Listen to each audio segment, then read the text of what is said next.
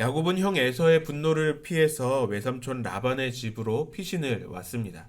하지만 그렇게 할 수 있었던 진짜 명분은 아버지 이삭이 아브라함의 친족 가운데 아내 리브가를 맞이하게 했던 것처럼 할아버지 아브라함의 친족이자 또 어머니의 고향인 하란에 있는 라반의 집에 가서 아내를 구하라는 그 아버지의 명령이 있었습니다.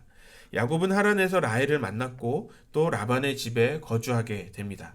어제 보았던 14절 말씀에 보면 한 달의 시간 동안 거주했다라고 기록하고 있습니다.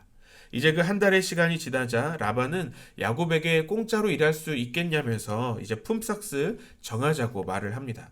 아마도 야곱은 한 달의 시간 동안 그냥 손님으로서, 그냥 조카로서 먼 길을 온 손님으로서만 지냈던 것 같지는 않습니다. 아마도 라헬이 우물에 왔을 때 그 라헬을 도와서 그 양떼들의 물을 먹였던 것처럼 라반의 일을 조금씩 또는 또 적극적으로 도왔을 것입니다. 그렇게 수고해주는 조카를 굉장히 배려해주는 것처럼 보입니다. 그 고마움을 표현하는 것처럼 오늘 라반의 말이 들리기도 합니다. 하지만 그의 속마음은 이제 조카가 아닌 한 명의 품꾼으로 쓰겠다는 생각이 들어 있었습니다. 그렇게 하면 이제 관계가 바뀌게 됩니다. 외삼촌과 조카의 관계에서 이제 고용인과 피고용인의 관계가 되는 것입니다. 하지만 야곱은 자신이 라반의 집에 온 진짜 목적을 이제 이야기하기 시작합니다. 16절부터 18절까지 말씀을 같이 읽겠습니다. 시작. 라반에게 두 딸이 있으니 언니의 이름은 레아요 아우의 이름은 라헬이라.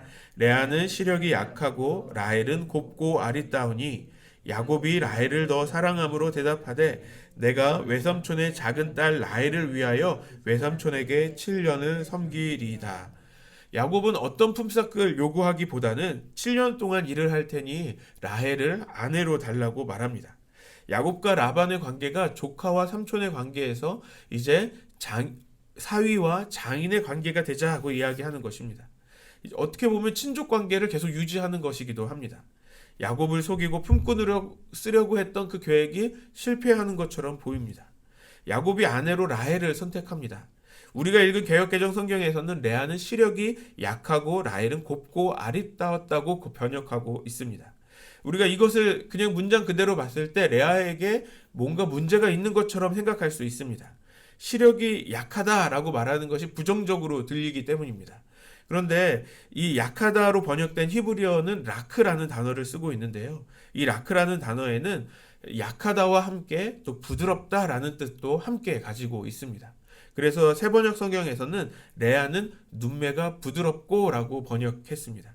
그러니까 레아가 라헬보다 못생겼거나 아니면 어떤 신체적으로 문제가 있거나를 이야기하기보다는 레아와 라헬의 특징이 다르다는 거예요. 레아는 눈매가 굉장히 강렬하지 않고 부드러운 사람이었고 라헬은 굉장히 예쁜 사람이었다라는 것을 이야기해 주는 것입니다. 하지만 그런 레아와 라헬의 그런 특징에 상관없이 야곱은 라헬을 더 사랑했다라고 오늘 말씀에 기록하고 있습니다. 레아와 라헬과 함께 이 한 달을 지내면서 라헬을 더 사랑하게 되었던 것이죠.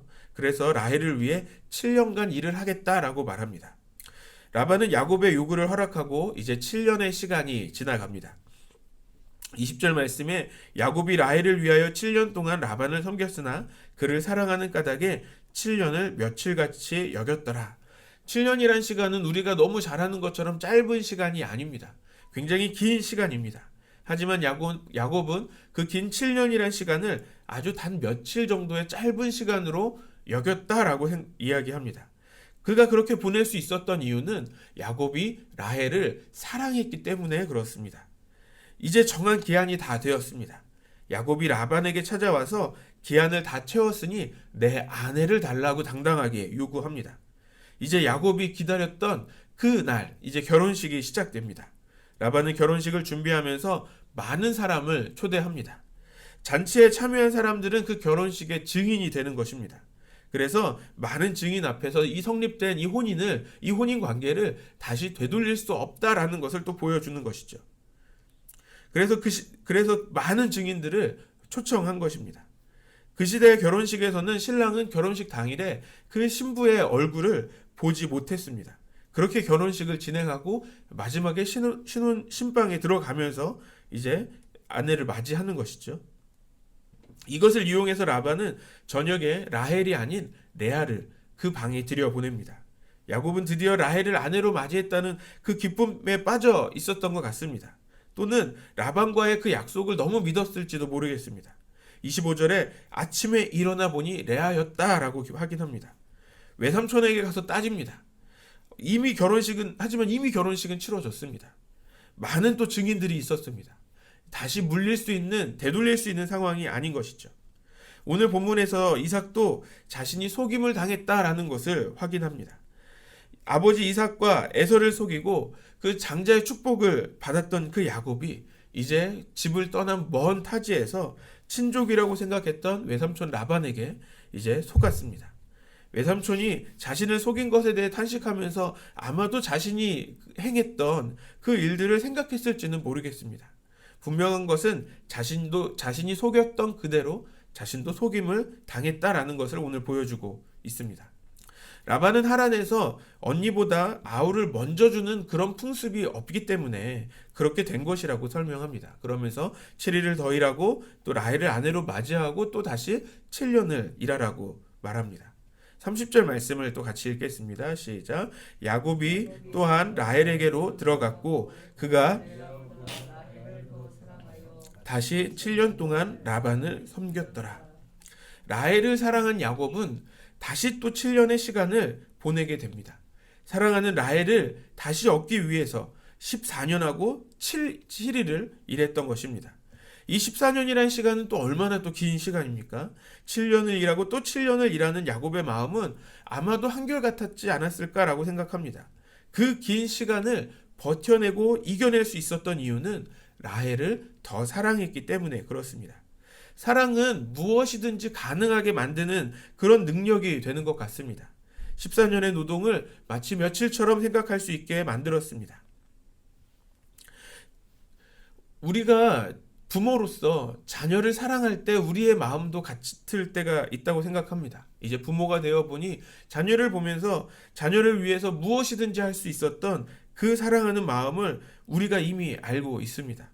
사랑에는 힘이 있습니다. 우리는 그 사랑을 하고 있는 사람들이며 또 그 사랑을 경험한 사람들입니다. 우리는 하나님 아버지의 사랑을 경험한 사람들입니다. 독생자이신 예수 그리스도를 죽이시기까지 보여주신 그 하나님 아버지의 사랑을 우리는 경험했습니다. 또 우리는 예수님의 그 십자가의 사랑을 경험했습니다. 그 극심한 고통을 참으실 수 있었던 예수님은 아버지 하나님께서 우리를 이처럼 사랑하신 그 사랑을 알고 계셨고 또 그렇게 사랑하셨기 때문에 그 십자가의 고통을 견디실 수 있었습니다. 우리는 그 큰 사랑을 받은 사람들입니다. 이미 그 사랑을 경험한 사람들입니다. 하나님 아버지의 그 크고 놀라운 사랑을 받았다면 이제는 우리 스스로에게 질문할 수 있어야 합니다. 나는 하나님을 사랑하고 있는가에 대한 것입니다. 우리의 신앙은 하나님의 사랑을 요구만 하는 신앙인지 하나님께 우리의 사랑을 고백하는 신앙인지를 점검해 볼 수 있어야 합니다. 우리의 사역을 되돌아볼 필요가 있습니다. 우리의 사역은 하나님을 사랑하기 때문에 하는 사역입니까? 우리가 임원으로서 또 교사로서 교회 곳곳에서 봉사하는 그 섬김은 무엇으로 인한 것이었습니까? 우리의 모든 사역과 섬김이 하나님의 그 하나님을 사랑하는 우리의 마음이 되어야 합니다. 우리에게 그 사랑이 있다면 우리에게 주어지는 그 어떤 일들이 어떤 과제들이 힘들고 어려울지라도 어떤 사역들이 아무리 힘들고 어려울지라도 우리가 감당할 수 있습니다. 우리의 헌신의 이유는 우리가 하나님을 사랑하기 때문입니다.